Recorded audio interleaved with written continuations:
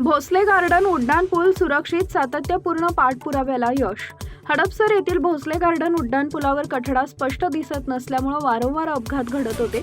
या गंभीर समस्येकडे सामाजिक कार्यकर्ते व वार्ताहर धीरज रमेश महांगरे यांनी 8 एप्रिल 2025 पासून लक्ष वेधले। त्यांनी सातत्याने वार्ता प्रसिद्ध करून तसेच पुणे महानगरपालिकेत अधिकृत तक्रार नोंदवून प्रशासनासमोर हा प्रश्न मांडला। सुरुवातीला अनेक प्रकल्पक विभागानं परावर्तक फलक बसवले, मात्र ते काही दिवसातच चोरीला गेले। तरीही महांगरे यांनी हार न मानता सतत पाठपुरावा सुरू ठेवला। अखेर हडपसर क्षेत्रीय कार्यालयातील विद्युत विभागाचे गिरीश धाबेवार यांनी सकारात्मक प्रतिसाद देत पुढाकार घेतला।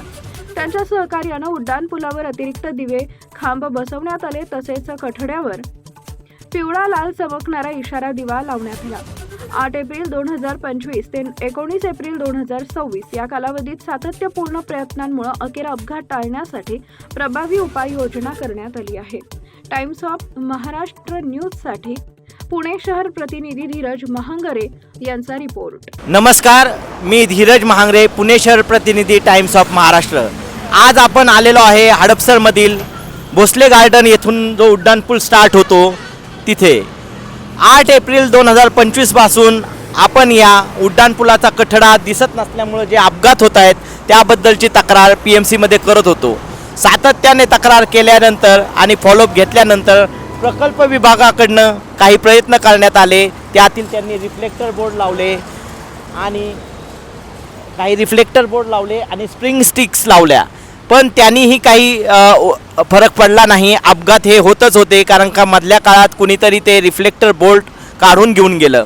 आपण वारंवार विनंती करत होतो की इथं ब्लिंकिंग लाईट लावा, येलो ब्लिंकिंग लाईट लावा, रेड ब्लिंकिंग लाईट लावा, जेणेकरून वाहन चालक अलर्ट होईल की इथं काहीतरी आहे, त्याचा वेग कमी होईल आणि जे कठड्यावर जाऊन ज्या गाड्या धडकता येते त्या धडकणार नाही आणि अपघात टळेल। या पाठपुराव्याचा असा उपयोग झाला की हडपसर क्षेत्रीय कार्यालयातील एक चांगले अधिकारी आपल्याला भेटले। त्यांचं नाव आहे गिरीश धाबेवार सर।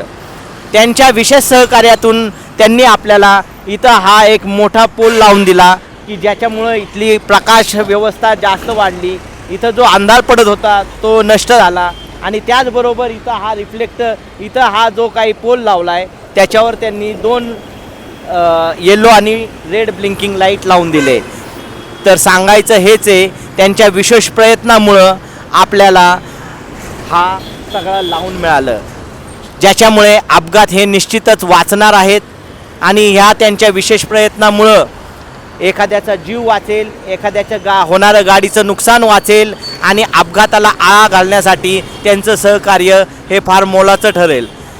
8 एप्रिल 2025 ते 19 एप्रिल 2026 हा प्रवास एवढा काही सोपा नव्हता। सातत्यानं फॉलोअप घेणं, सातत्याने PMC समोर विषय मांडणं आणि सातत्याने अधिकाऱ्यांशी संपर्क करून इथं काहीतरी करा, अपघात घडता येते हे सांगणं।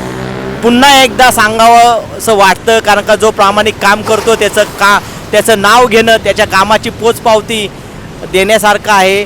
गिरीश धाबेवार साहेबांनी जे काही मनापासून प्रयत्न केले त्याच्यामुळं हे शक्य झालं। हा मोठाच्या मोठा स्ट्रीट लाईट लावून दिला त्यांनी आणि हे जे ब्लिंकिंग लाईटसाठी हा पोल उभा करून त्याच्यावर ब्लिंकिंग लाईट लावल्या। त्यांच्या या सहकार्यामुळं हे शक्य झालं आणि अपघात नक्कीच या सगळ्या प्रयत्नामुळं कमी होतील। धन्यवाद।